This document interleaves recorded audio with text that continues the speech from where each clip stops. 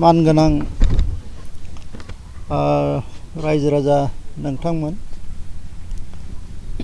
सालबारि साब डिभिजननि सिङाव थानाय हासरा सेरिकालचार रुपहि हालामनि सिङाव जा 11 मार्टियार्स बिएलटि मार्टियार्स बिथांमोननि मांखर दङ मुंख्लंसालि दङ बहाय बोसोरफ्रोमबो सालबारि साब डिभिजननि सिङाव थानाय एक्स बिएलटि बिथांमोना मुंख्लं नखरफोर आरो बे ओनसोलनि रायजो राजाफोरखौ लानानै फालिबोबाय थादों 11 डिसेम्बर सानखौ मुंख्लं सान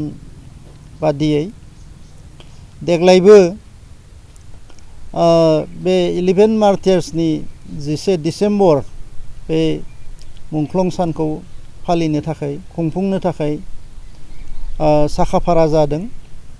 आरो बे थांखिखौ लानानैनो दिनै रुपहि बाजाराव बहाय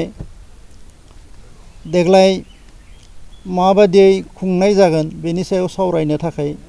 एक्स बिएलटि बिथांमोन आरो बे ओनसोलनि गोरों गोरा रायजो राजाफोर हारि अनफावरि रायजो राजाफोरखौ लानानै मावथि बिथांमोनखौ लानानै मोनसे जथुमा जानानै थाङो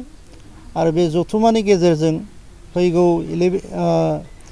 11 डिसेम्बर 11 मार्टियार्स डेखौ खुंफुंनो थाखाय मोनसे खुंफुं आफाद दाफुंनानै लानाय जायो आरो बे खुंफुं आफादनि आफादगिरिया जाबाय सालबारि समस्तिनि MCLA जय मुसाहारि बिथांखौ आफादगिरि आरो खुंफुं आफादनि कनभेनर महरै आं मुस्रि शंकर बसुमतारीखौ बिबान होनाय जादों दा देग्लाय बोसोराव जोङो सिगांनिख्रुइ साबसिनै खुंनायनि हाबाफारि लागोन दिनै बेनि थाखायनो जा बे खुंफुं आफाद बे खुंफुं आफादखौ दानाय जादों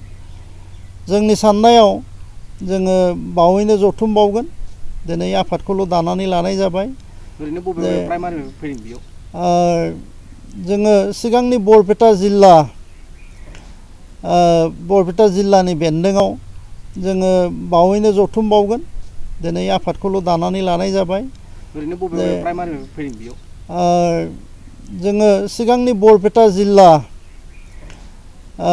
बरपेटा जिल्लानि बेन्दोङाव जाय बिएलटि बिथांमोन दावहारु बिथांमोन मुंख्लं जादोंमोन बे ओनसोलनि फेमिलिफोर बिखेखै मुंख्लं फेमिलिफोर आरो हारि अनफावरि इन्टेलेक्सुवेल बिथांमोनखौ हांख्रायनाय जागोन दा आथिखालाव जोङो गुबैयै सालबारि साब डिभिजन ओनसोलखौनो लानानै हांख्रायनाय जागोन जोंनि मावथि बिथांमोनखौ ओरै खारिजा ओनसोलनिफ्राय आप टु दावधारा नान बिटिसि ओनसोल एसे गोलैयो बरमसारि हरै बे ओनसोलसिम जोंनि सिगांनि जे बरपेटा जिल्ला दङमोन बे ओनसोलफोरखौ जोङो सरजाबनानै लानाय जागोन आरो देग्लाय गेलेनाय हाबाफारि सानसेनि हाबाफारि जोङो लानो नागिरदों बिसेसकय जोङो भलिबलनि खोथाखौ सानदों आरो फैगौ जोङो डिसेम्बरनि 9 थारिखनिफ्राय 11 थारिखआव भलिबलखौ जोङो फोजोबहैनायनि टारगेट मोनसे लादों बेनिखायनो गेलेगिरि बिथांमोनखौबो जोङो बे फोरबोआव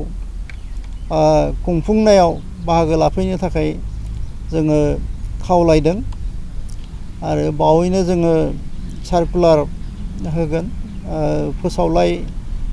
जोङो फोसावगोन आरो टिमफोरखौ जोङो हांख्रायगोन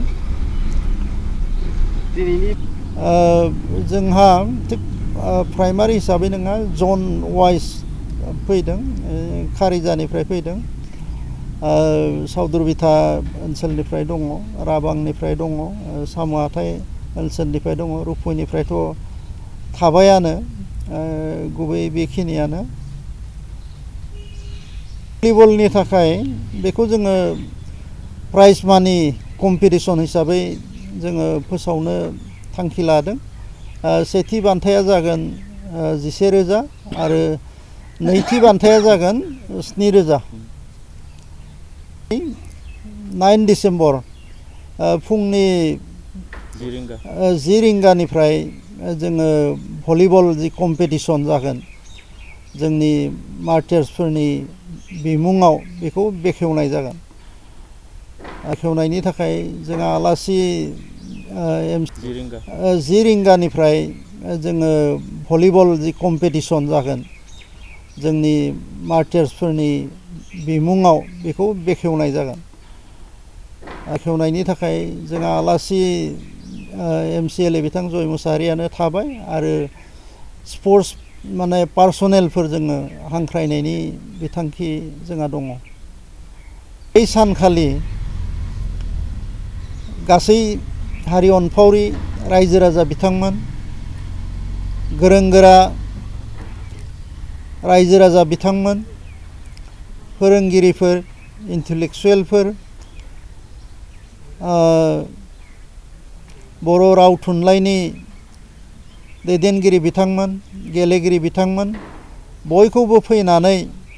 बे हाबाफारिखौ जाफुंसार होफैनो थाखाय आङो खावलायबाय।